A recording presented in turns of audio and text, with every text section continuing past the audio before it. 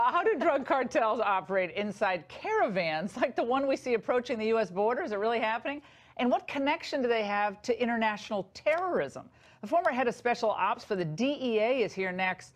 He has some shocking revelations. Stay there.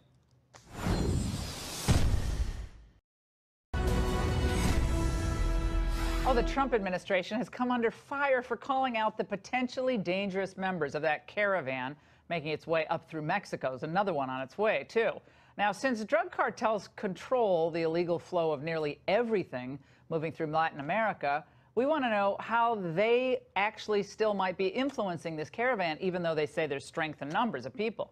Joining us now is Derek Maltz. He's a former DEA Special Ops Division head. And Derek, we really appreciate you being here. I've been waiting to talk to you. Is a caravan of this size a threat? It's described as this is just a sea of humanity wanting a better life. But what could be embedded in this caravan? Well, we have a national emergency right now, as far as I'm concerned, Laura. I mean, first of all, the terrorists are tapping into the criminal networks for funding. That's number one. Drugs are generating like $400 billion a year around the world. And right now, we have young kids dying from the poison every single day. We have about every 11 minutes, we have somebody dying from an opioid overdose, right? So we have mass amounts of people coming into our country with disease, with crime, with drugs. And you know what? We have to put it to the end. Thank God President Trump has stepped up and has sent the troops down there to kind of help us. Now, 11 years ago, we had a case against a very big arms trafficker. This particular guy wanted to get 100 passports for Middle Easterners. That's 11 years ago. These organizations don't just wait. They actually are planning to get people here in this country to do very bad things. That's the bottom line. At one point, they found, I think, 100 Bangladeshis.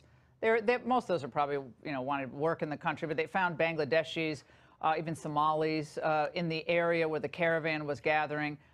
When it's 4,000 people, maybe 5,000 people, that's a lot of people to keep. And if everybody at one time is approaching a border checkpoint, some of them will go through the regular port of entry, some will just walk across, but they basically get processed and released into the country. Right. After they're coached, correct? And exactly. This is what happens. And I mean, you look at like El Salvador, you look at Guatemala, you look at Honduras. These are some of the most violent countries in the region. That's why they say they want to leave. Right. They want to leave, but they want to come here, and they want our taxpayers to pay for their babies, pay for their food, pay for their college, and then all our kids and all the hardworking Americans have to pay the bill.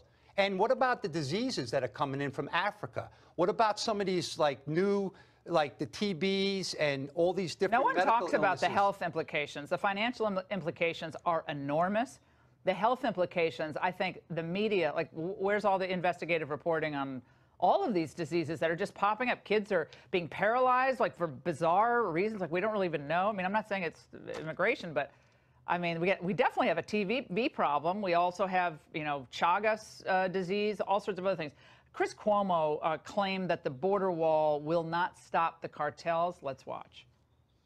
I have had the unfortunate pleasure of spending way too much time south of the border covering the drug cartels. You have not. All right? So let me tell you how it works down there, largely. Tunnels, okay? They also use planes. They also use huge cargo containers. So the idea that you're a wall away from stopping the drug problem is also untrue. What's your view on that? Well, my view is that the wall alone is not going to stop the drug cartels. They are a business enterprise that wants to make money. They're going to figure out ways to get the stuff into the country. They have tunnels. Chapo Guzman and Sinaloa cartel was building tunnels many, many years ago. But if there's a wall that they can't climb over or can't drive a car over, we're going to be able to prevent them from getting into this country like they are right now. Go talk to the farmers, Chris Cuomo, the border. Go talk to the people that are on the border, and these people are coming onto their property with weapons and just like a free-for-all on our border. So the wall is definitely going to help, but it's not alone going to solve the problem. It's a slow it down deal. It's great having you on. Come back soon. Thank you. Anytime. Right? And thanks for your service to this country. We'll be right back. Thank you very much.